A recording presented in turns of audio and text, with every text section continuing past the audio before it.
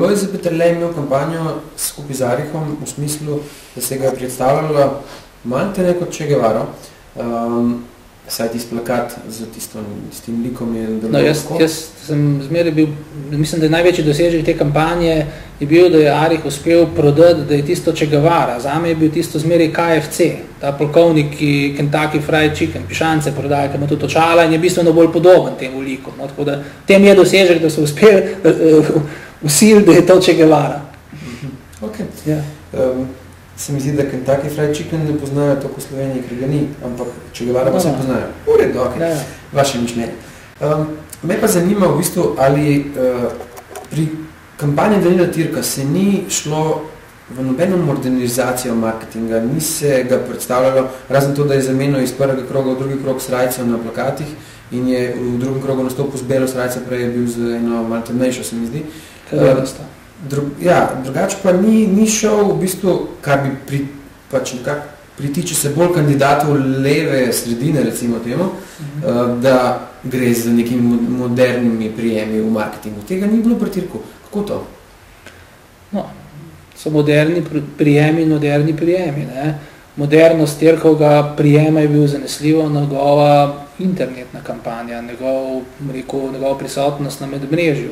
Tukaj se je pokazalo modernost. On je bil edini od kandidatov, ki je zares pisal blog in ga pisal redno, dnevno tako rekoč, ob vseh naporih kampanje in vzpostavil neko interakcijo z precejšnjo populacijo. Tudi spletna stran kot taka je bila zasnovana, kot rečejo, web 2.0, se pravi na nek sodobnejši način, kot so drugi to počeli.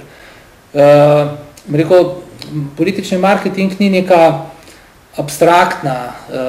abstraktni projekt, ki rečeš to, kar deluje, ko reklamiraš, ne vem, nek produkt zavarovalnice X ali pa pralni prašek Henkla, naprimer, ne, zdaj bo pa to delovalo tudi tukaj. Tukaj mislim, da je nek temeljni nesporazum.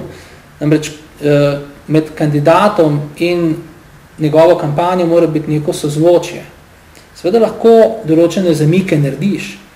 Ne moreš pa kandidirati, ne moreš pa marketirati, če ne tako rečem, kandidata, za katerega so vsi prepričani, da je, ne vem kaj, strokovnjak za metalurgijo kot srčnega kirurga, naprimer.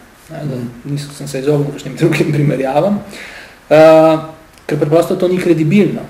In to je lahko zelo marketinško moderno prikazano, vendar nima zveze. Jaz mislim, da v tem je seveda neka iluzija, vlada je mogoče z kampanjo narediti drugega človeka. Ne. Mi smo, recimo, Danilu Türku se je pripisovalo, da je zapet, tok, diplomat in zato, naprimer, je bila na tej ravni nekega detajla izbrana podoba s srajco, brez kravate, razpeto srajco, kar Arih dobro ve, se je na koncu Janković bil tak na plakatu iz drugih razlogov, ampak to je bila to zavestna odločitev in v tem je bila, recimo, modernost, če naj tako rečem. Ne. Sicer pa na tej točki mislim, da je možno marsikaj reči. Jaz mislim, da seveda kampanja ne more odpraviti glavnih pomanjkljivosti, ki jih ima nek na kandidat.